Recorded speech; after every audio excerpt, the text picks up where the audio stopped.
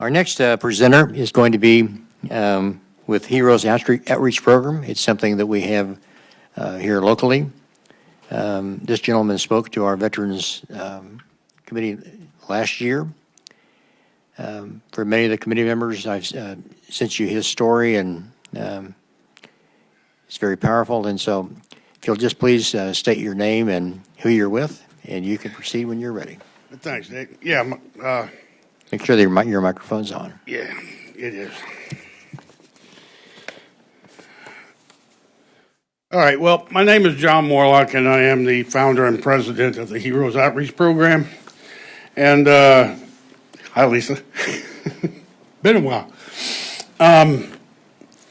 Dave asked me to come and speak with the committee, and I guess he kind of wants to put a face to what it is you're here dealing with. This is a first for the Capitol, I'm sure, because you're going to be speaking to a ghost, and that's me. In November of 1998, I loaded the 357 Magnum. I put it right here, and I did blow the top of my head off. A lot of you probably received or should have received a paper, and there were some pictures on the bottom of that paper. Those pictures are of me. I retired from the Army in 1997. 1 year later, in 1998, I committed suicide. I say I committed suicide because I did die 3 times that day. The doctors were just better at putting me back together than I was at killing myself. I am going to tell you some stuff. I'm going to share a story with you. Please, as you can see, I may break down and cry. Don't let that bother you. A few tears isn't going to hurt me. But I want to share this with you because I want you to see. I've been here listening, and you hear all kinds of numbers. The numbers of the veterans who are committing suicide, the number of veterans who've been to combat, the numbers here in Missouri. I want to put a face to those numbers. I wrote down what it is I'm going to talk about and share with you because I think it helps me kind of separate myself if I can read it as opposed to sitting here telling you. So I'll just go ahead and get in here and read some of what I've written here. For nearly 20 years, I refrained from sharing my story. As you can imagine, it's not something I'm proud of, nor something I was anxious to spread around. As a result of my shooting, I was in a coma for a period of time. When I awoke from my coma, I saw my mother and father standing beside my bed. I knew in that moment that God saved me for a reason. I lived for 18 years feeling guilty. As you can see, I recovered from the shooting. And if I didn't tell you about the suicide attempt when you're just standing there talking to me, you wouldn't know anything about it. Physically, the doctors did a really good job putting me back together again. For 18 years, I felt guilty because I was walking around and I was in fairly good health.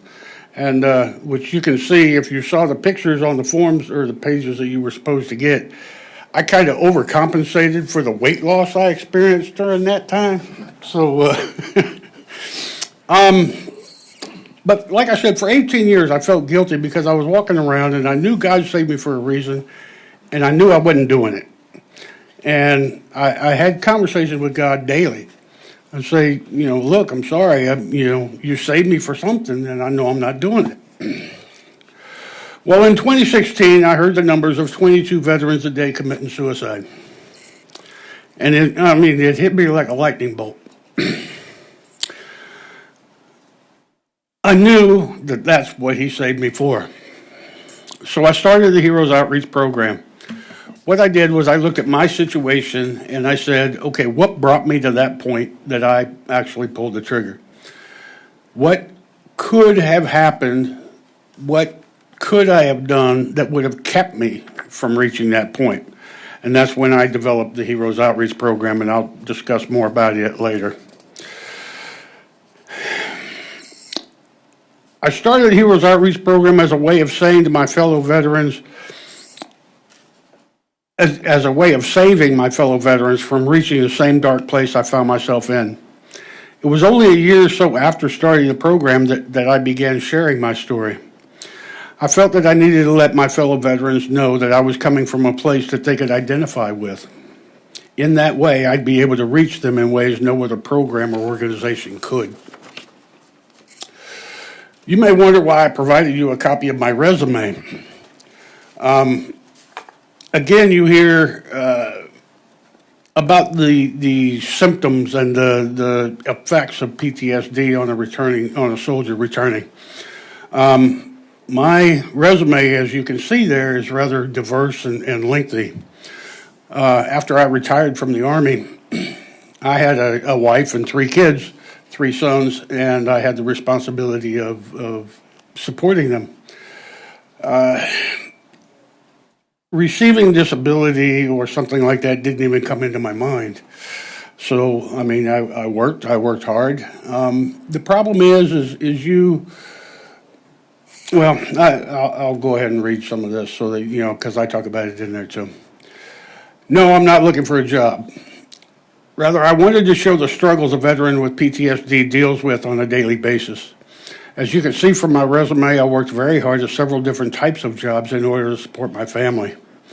The problem with someone who suffers from PTSD is that you're not able to hold a job for very long. Because of the symptoms of PTSD, we often suffer from sleep deprivation caused by nightmares and night sweats. I was asked to be here in order to put a face to the issue of veteran suicide. I don't believe it is sufficient just to provide you with a face. I want to try and share a small semblance of the struggle I endure. It looks like writing is not going to help. Toward that end, I will share with you just one of the nightmares that have, excuse me, that have haunted my sleep since I was a young man.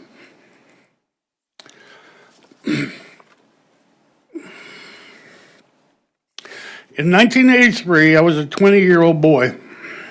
I know everyone believes a male of 20 years of age is a man and not a boy. When I was 20, I believed the same thing. Now that I'm older and having seen and done the things I have, I now know I was only a boy. Anyway, in 1983, I was a 20-year-old boy. With the exception of basic training and my combat medic school, I had barely left our farm here in central Missouri. Until then, the furthest I had ever been from the farm was Leavenworth, Kansas for Thanksgiving dinner. In 1983, I was assigned to a combat support hospital in San Antonio, Texas, because I was a medic. On the video that you gentlemen shared earlier, you probably saw that I got up and walked out during that. When the young man was saying he heard people yelling medic, when they were yelling medic, it was me they were calling to. In the summer of '83, we were deployed to Honduras. While there, we treated many U.S. Special Forces troops as well as local Honduran military and local civilians. In 1983, a civil war was being conducted in El Salvador. In order to keep this war from spilling over into Honduras, members of the 5th Special Forces were deployed near the border. They requested medical support, so we set up a small battalion aid station near the border. In an effort to keep the aid station secure, the units would send out patrols to clear the area of snipers and other threats. I was assigned to support some of these patrols. On one particular patrol, we came across a small village. It was nothing more than a few huts in the jungle. The Salvadoran rebels would go into such villages and kidnap fighting-age men and boys and force them to fight for them. To ensure that they had nothing left to go back home to, they would then kill all of the women and children in the village. When we came upon this one village, the rebels, in an effort to conserve ammunition, had hacked everyone to death with machetes.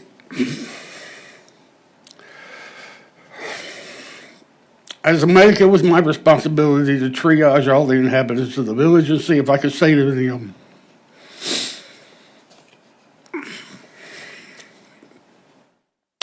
While there, a young soldier told me that he came upon a young Salvadoran girl, maybe 16 or 17, who was pregnant. She had been hacked up pretty bad and had been run through the stomach with a machete, but the soldier said that he thought he saw her stomach move. In an effort to save at least one of the victims, I then performed a C-section there on the field. Of course, the child had already been dead. That's a nightmare that has haunted me since I was 20 years old.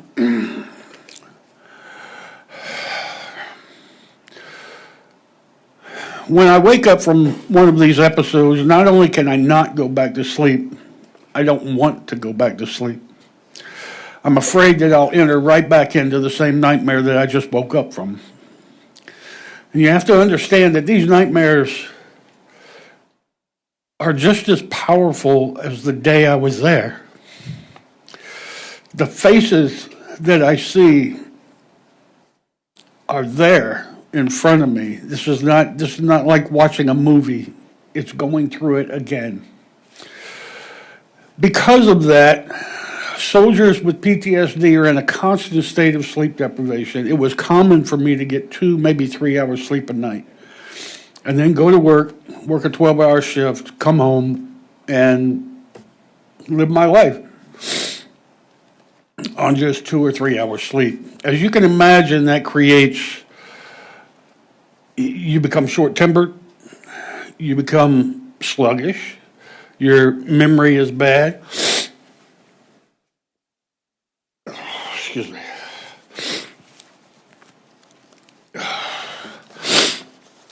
Companies will hire you, and as you can see from my resume, I had lots of jobs. Companies will hire you because they want to make their equal opportunity employer numbers look good. It looks real good that they hired disabled vets. The problem is disabled vets bring a whole lot of baggage with them.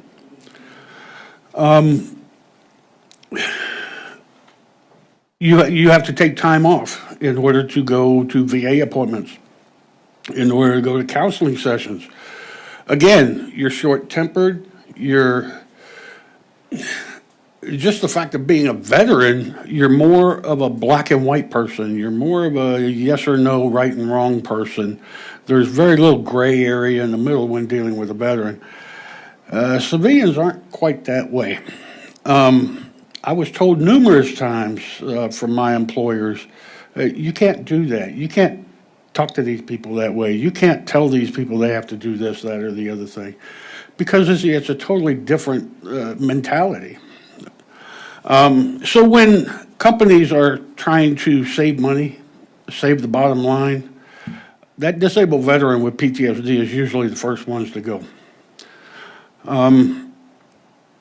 You've heard about veterans having trouble in their relationships. I have now been married 4 times. My current wife, she's great. She jokingly refers to herself as Mrs. John Lewis, more like the 4th. My middle 2 wives, my first wife, she was with me, through my entire military service. And then, left me, which, going through that kind of facilitated the suicide attempt. My middle 2 wives wouldn't even sleep in the same bed with me because I beat them up in my sleep. Not that I was beating them up, but I flailed around so much in my sleep due to the nightmares that they wouldn't even sleep in the same bed with me. It's hard to hold a relationship together when you can't be intimate with your spouse. So, like I said, I started the Heroes Outreach Program, and I hope my sharing my story with you today has put a face to the situation that you're asked to deal with veteran suicide. But along with that, like I said, I started the Heroes Outreach Program as a way of addressing the issues that I was lacking when I committed suicide. Our organization is 5 years old, and while our clientele numbers are considerably smaller than your gentlemen's, we too have not had a single veteran commit suicide. We have had numerous veterans speak with us about intending to or wanting to commit suicide, and of course, we've worked with them and talked them out of it. I'll share one story with you with regard to the Heroes Outreach Program. What we do is we facilitate gatherings of veterans, and it's a weekly thing. It's like AA for veterans with PTSD, except there's no structure, there's no meeting, there's no standing up and saying, "Hi, I'm John and I have PTSD." There's none of that. All it is veterans one day a week getting together and sharing a meal in a restaurant. That's it. There's no structure to it. There's nothing else. One night, I had a veteran come up, and he tapped me on the shoulder and said, "Let's go outside and have a smoke."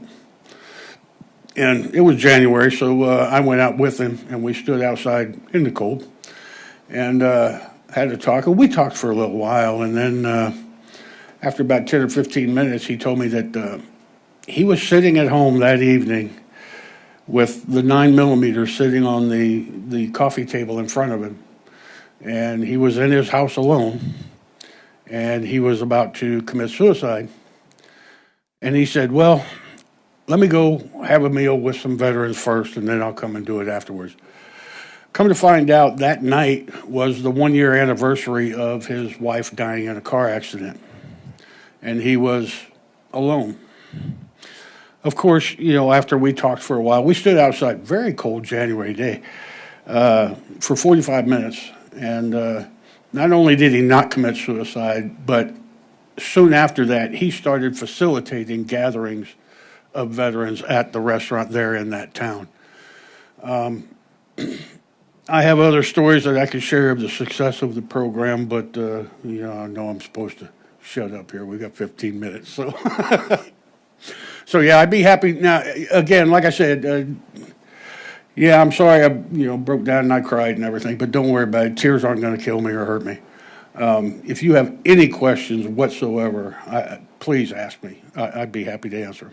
Well, John, your timing is perfect. I mean, you're staying right on time, and I know it's hard to tell your story, but your story is very powerful, and it's one that I feel like the committee needed to hear.